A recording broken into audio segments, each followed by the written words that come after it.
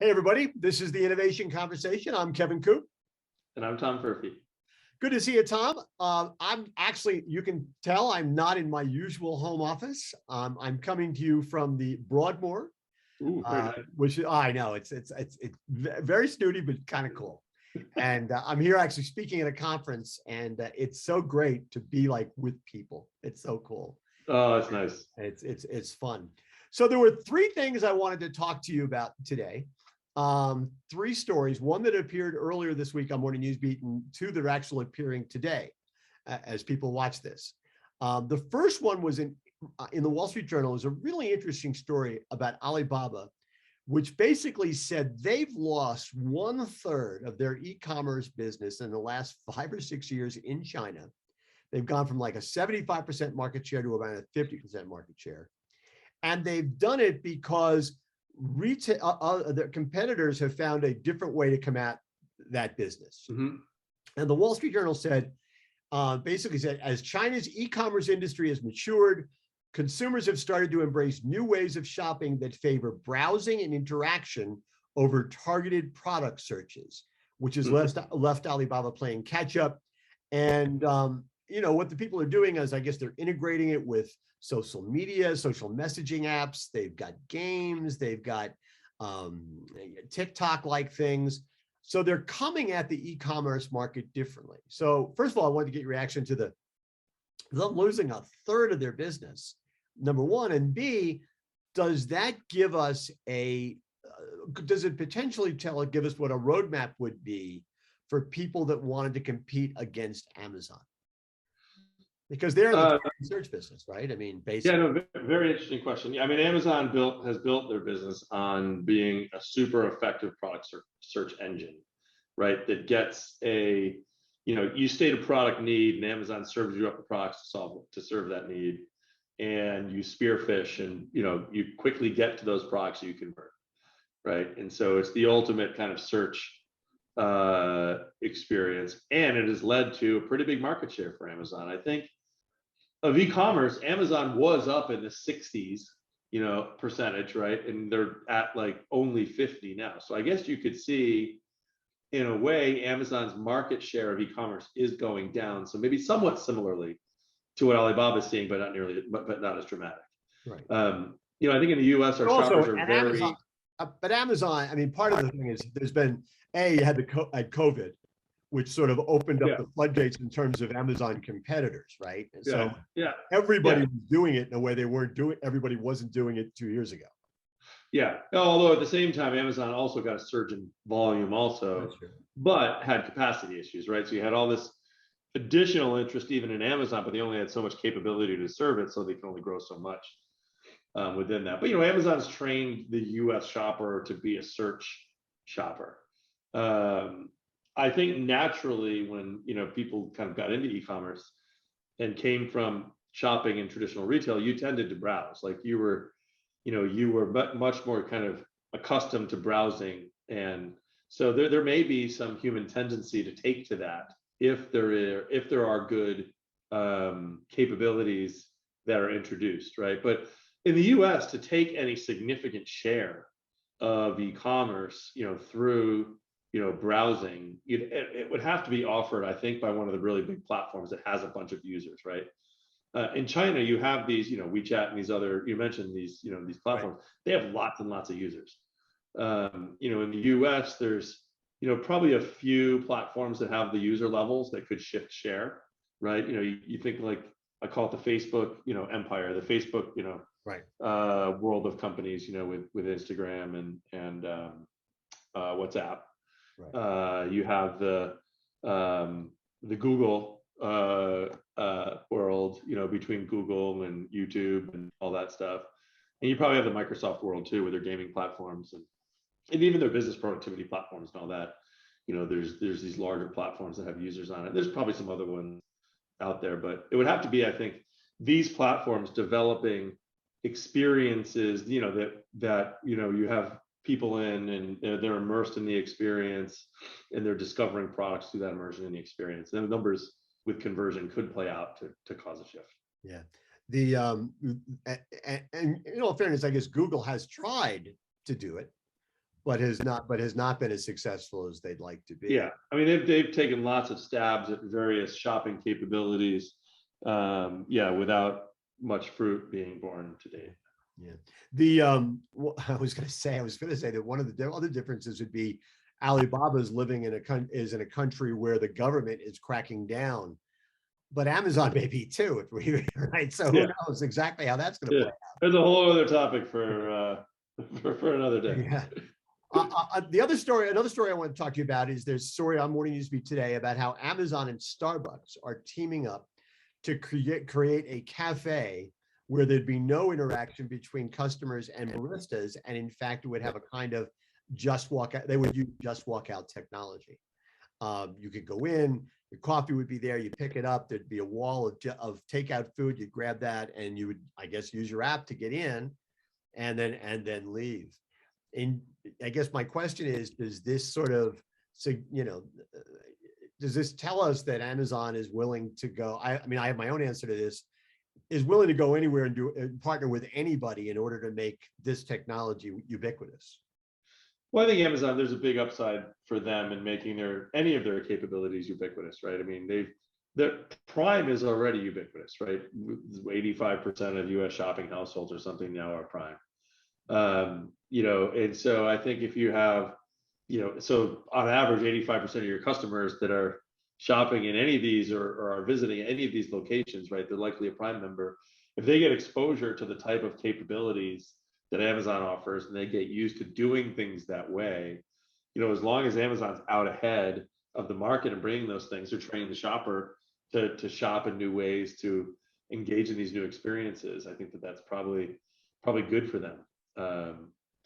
Yeah, I think it's good for them. And, in an age where labor is so tough to come by, right? If you can build, a good, physical experience like they're talking about and rely on humans less to deliver that, it does feel like it rips a little bit of the soul out of it.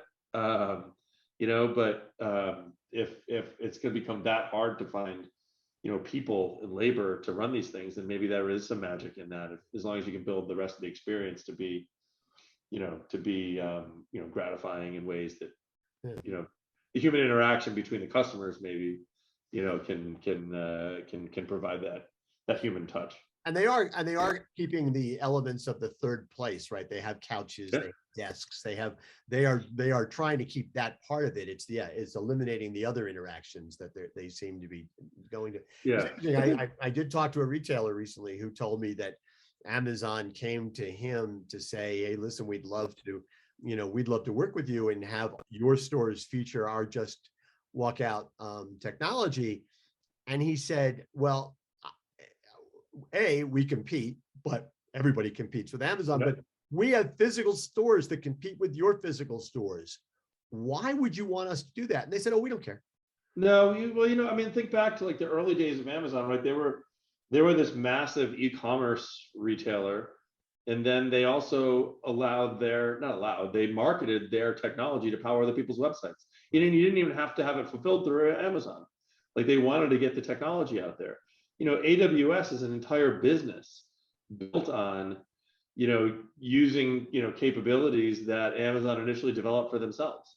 Yeah. And they monetize that through the cloud. They monetize that through, lots of retail capabilities that exist within AWS that, retailers can go and utilize. And so it's pretty consistent with what their, strategy has been in the past, to innovate out ahead of the market and then sell their innovation to the market, right? And it's a great return on their investment while they're still, out competing, those folks that they're leasing the technology to. So pretty consistent, outside the box for sure, but pretty consistent with what they've done.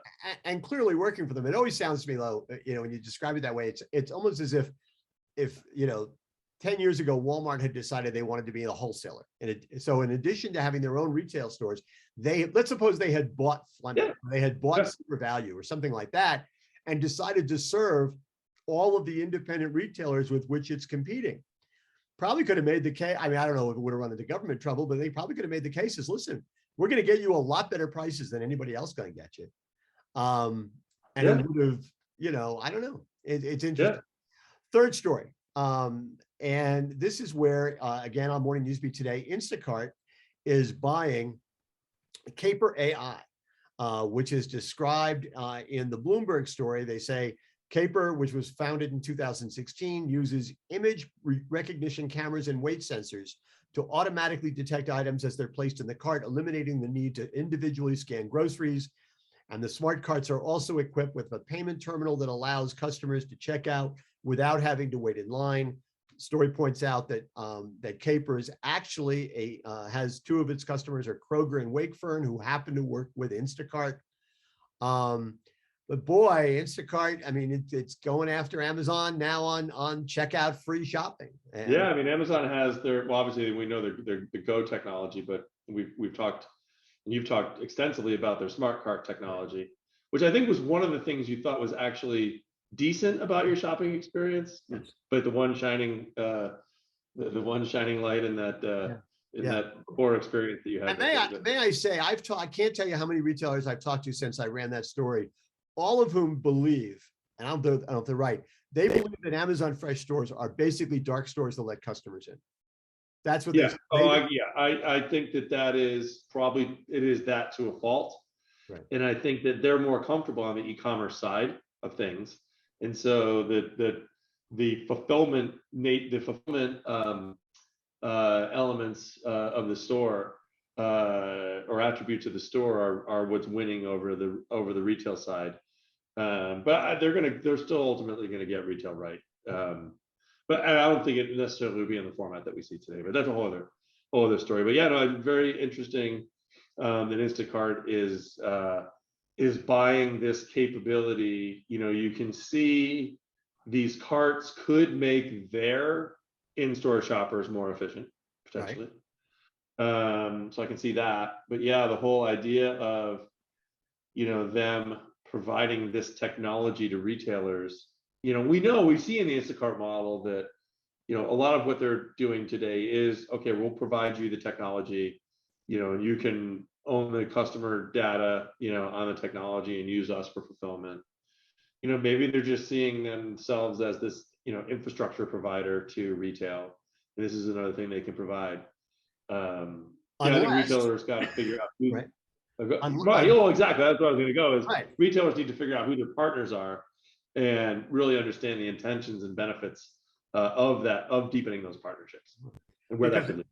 Yeah, because if the contract they sign with Instacart for these smart carts includes the fact that Instacart is going to have access to all that shopper data, whether it's general shopper data or, God help us, individual shopper data, all they've done is they're handing more Instacart more